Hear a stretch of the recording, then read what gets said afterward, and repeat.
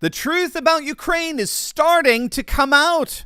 We're going to look at just how outrageous the $40 billion aid bill for Ukraine actually is. We're going to see how Ultra Maga America First representatives are standing up against it. And stick me to the very end of this video when I'll reveal how the truth about what's really happening in Ukraine is starting to make its way into the mainstream, and it completely demolishes any justification for that outrageous bill. You are not going to want to miss this. Greetings, everyone. Dr. Steve here with you. Great to be with you. As always, I am your daily fake news antidote. So come on in, your Patriot Professor's Den. We're helping to think better so you can feel better in these crazy and turbulent and rather expensive times. So make sure to smack that bell and subscribe. Before we begin, gang, if you've got an IRA, 401k, or savings account, things really are getting scary out there, to say the least. The Biden administration has already printed more money in the past 2 years than the previous 100 years combined. Think about that.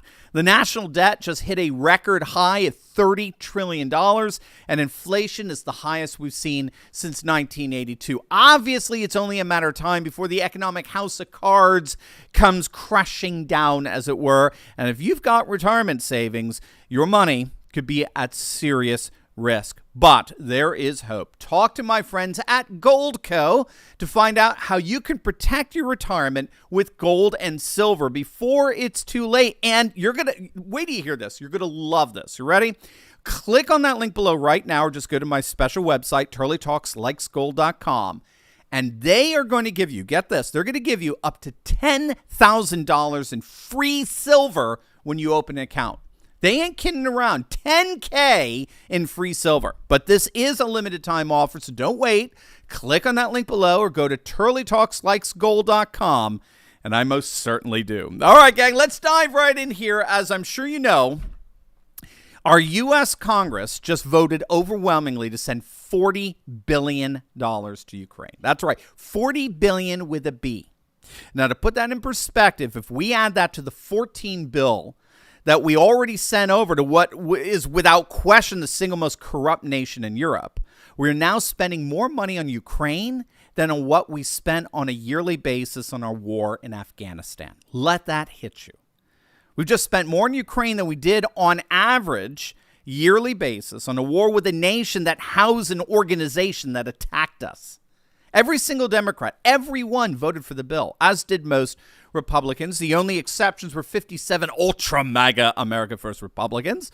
God bless every single one of them. But they were the minority of Republicans. Instead, here's some of our so-called champions in the Republican Party. Here's what they had to say about their support of this bill. The obviously rather thin-skinned Representative Dan Crenshaw of Texas defended his vote in favor of the bill with his rather snarky tweet, "Well, yeah, because investing in the destruction of our adversary's military without losing a single American troop strikes me as a good idea. You should feel the same." Yeah. You see, you're the problem, not the thin-skinned narcissist like Dan Crenshaw. No, you should feel the same way I do, and if you don't, you have issues. Never mind that my tweet basically declared war on Russia.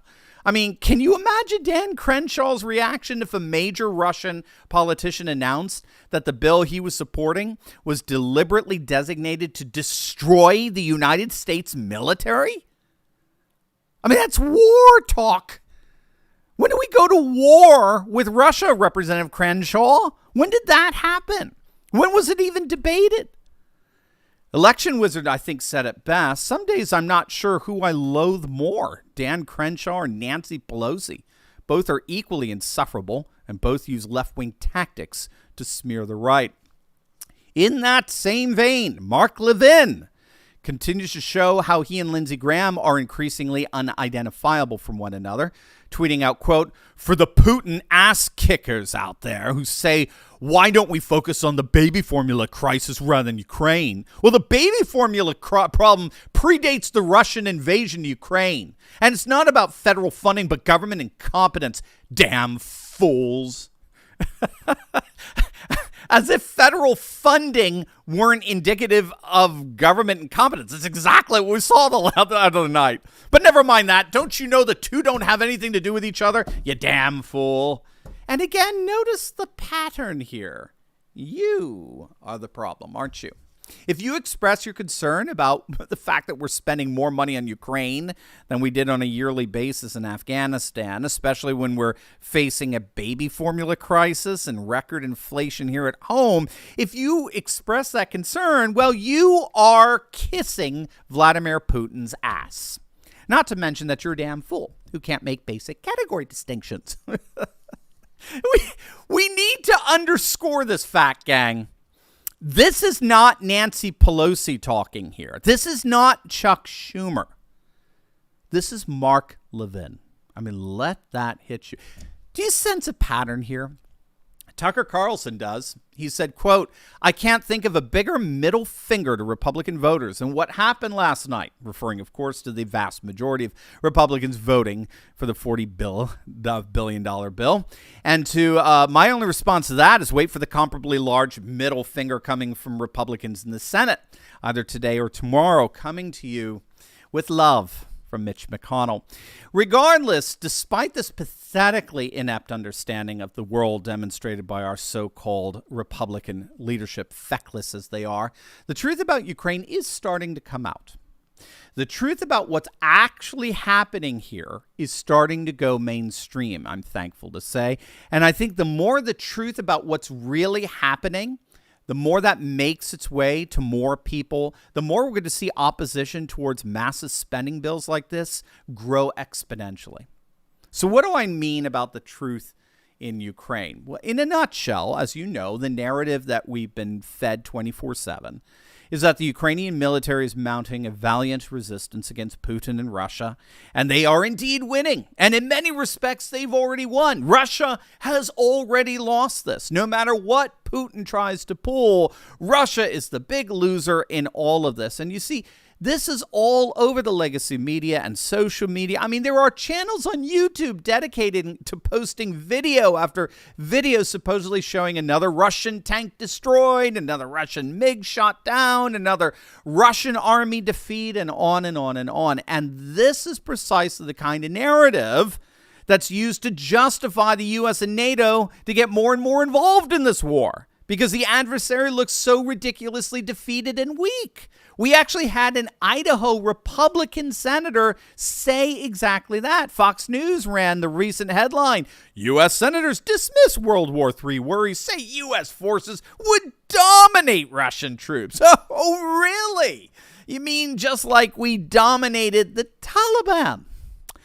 But this is the way Republicans are actually talking. Jim Risch of Idaho literally said in an interview that he believes that Russia has demonstrated the most pathetic ineptness in this war with Ukraine, and that he believes we'll have no problem mopping the floor with the Russian military. And he thinks that because he's reading the New York Times. Mopping the floor with the single biggest nuclear power on the planet. A nuclear power that has promised that they would indeed launch tactical nuclear weapons against the United States were we to do anything even remotely like this absurd senator from Idaho is suggesting. Regardless of the absurdity, make no mistake, the narrative of Ukraine crushing Russia is the pretext for sending these billions and billions of dollars over to Ukraine from you, from your own wallet as the taxpayer who flips the bill for this stuff. So they've got to convince you that Ukraine is winning. That's the pretext. But the truth is coming out. The truth is Ukraine is not winning this. Ukraine is losing. And they're losing big. The New York Times is now reporting on the testimony of the U.S. National Intelligence Director, Avril Haines, who spoke before the Senate Armed Services Committee the other day. The testimony was actually rather stunning in terms of how starkly it demurred from the narrative peddled by the lamestream media. According to Haines, Vladimir Putin has not retreated from a single objective in Ukraine, not one. She affirmed that it is clear that Russia's goals in the war remain, quote, expansive, that Russia believes they are winning and achieving those objectives, that Russian forces are indeed successfully creating a land bridge across Ukraine's Black Sea coast, and that the objective at the present time is to encircle the Ukrainian army in the Donbass and basically crush it. And given what has just happened in the Russian capture of the eastern Ukrainian city of Popasnaya, That scenario of Russia crushing the eastern Ukrainian army is at the present moment highly probable. The formation that's known as the Russian Cauldron is indeed closing around tens of thousands of Ukrainian troops in the Donbass region as we speak. They are, in point of fact, trapped, and is the most likely scenario that they will indeed be decisively defeated, and that will most likely be absolutely decisive in how this war ends. Now, obviously, this picture does not comport with what we've been told on a 24/7 basis from both left-wing media as well as right-wing media, right? Both Fox and Newsmax have been pushing the same pathetic narrative as CNN and MSNBC.